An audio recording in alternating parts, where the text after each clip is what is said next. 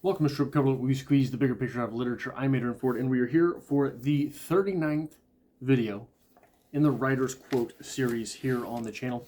And today's quote comes to us from Harold Bloom in the book Genius. And really what I want to do is I want to read an excerpt from this and then talk a little bit about that. Bloom says, in a chapter titled Genius, a Personal Definition, fierce originality is one crucial component of literary genius. But this originality itself is always canonical, in that it recognizes and comes to terms with precursors. Even Shakespeare makes an implicit covenant with Chaucer, his essential forerunner at inventing the human. If genius is the God within, I need to seek it there, in the abyss of the original self. An entity unknown to nearly all our current explainers, in the intellectually forlorn universities and in the media's dark satanic mills.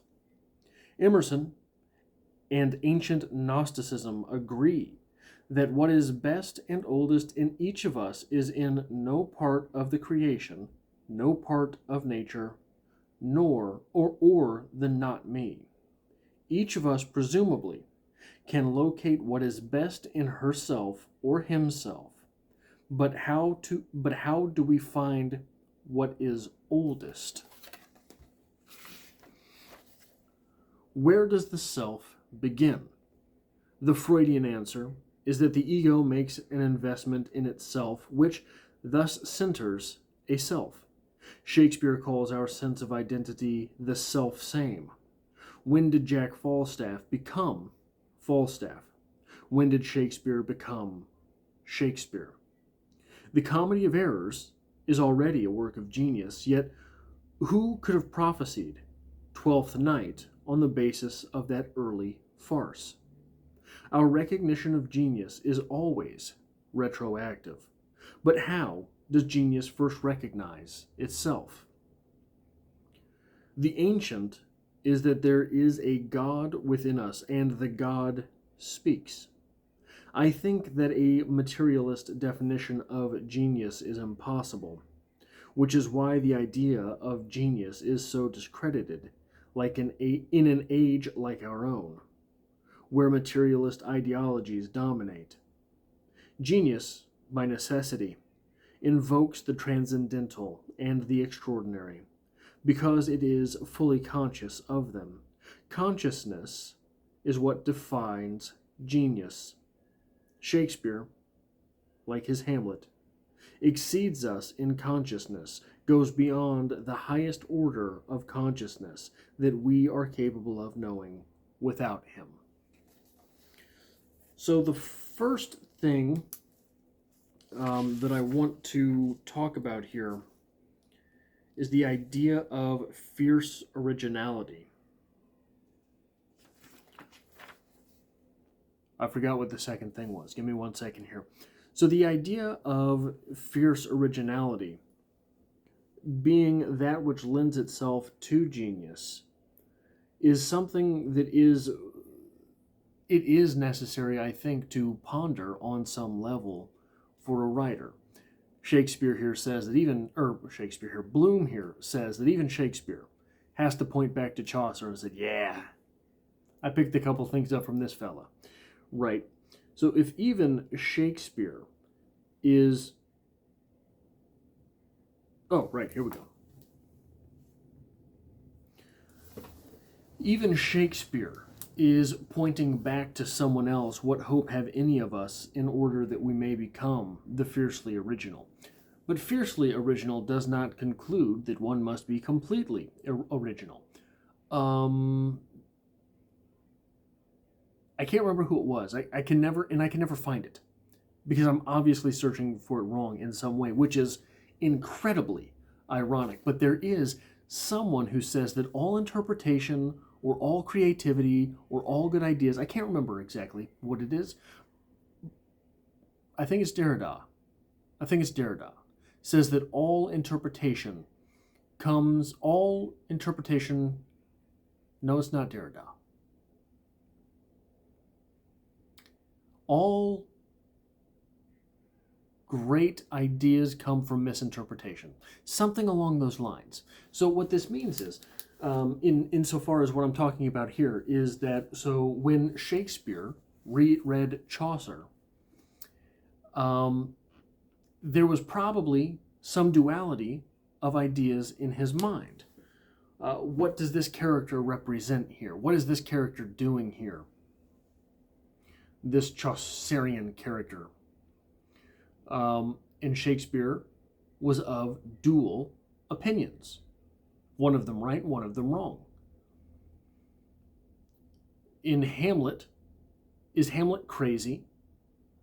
Is Hamlet just kind of the spoiled kid? Is Hamlet an asshole? We get to ask ourselves all of these questions, and based on what we conclude, we can really go back and have different ideas about it. If Hamlet, in all of his self-referential soliloquies, is just sort of a crazy guy, what else in that story is wrong? What of the things that we're assuming, is he a reliable narrator? When we are being spoken to by Hamlet, what parts are lies? And because of this, because of every reading that we ever give being flawed, the act of reading itself is an act of creation.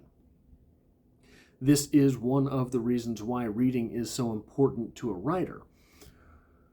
Not just that we get the old engine turning and we understand the craft parts as well. We understand the craft parts at the same time. But I can't tell you how many of Emily Dickinson's poems I have read. So she has a poem that begins, "I'm seated. I've stopped being theirs." Poem gets me every time. I can't get past that line without thinking about other things, without thinking about, I'm seated, I've stopped being theirs. What does that mean to the individual who is saying it? What does that mean to any individual who is reading it? Anyone who reads that line and connects with it is connecting with it for a reason. There is something in their past that brings them to that place with the poem. What are all the possibilities there? You start thinking about that, and 1,000 poems spring from that. So how does fierce originality spring from a well filled with others' words? I think part of originality comes from the initial instinct that one has. When you're writing, there's always an initial instinct. What is my protagonist? Who is my protagonist? What does my protagonist want? What does that mean? All of these things are different questions, and all of them have some guttural response to the writer in immediacy.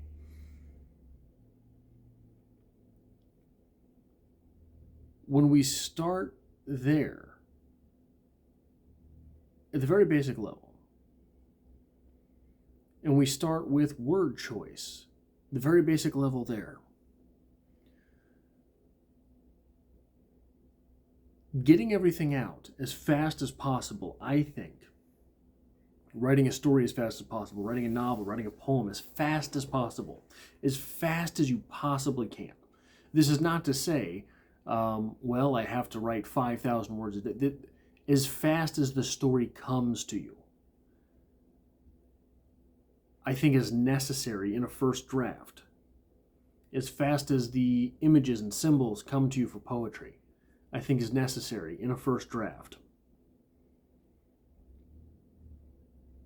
Because it does not allow you to hesitate. Hesitating, I think, is when other stuff starts getting brought in. When we start questioning the decisions that we're putting into a story we're questioning those decisions of what's going into the story, not based on what we value as a reader slash writer slash creator ourselves. We start questioning them based on other things. I'm writing a poem, and there's a really pretty word in that poem, and I start thinking, yeah, man, but would Bukowski put that poem, that word ephemeral, right in the middle of a poem? I don't think you would. Maybe I should take it out. Then you've ruined it. Then you've lost the plot. The second thing that I wanted to talk about here, and I think that, so that phrase, fiercely original, is something that had never occurred to me before reading it from Bloom. Fiercely original. And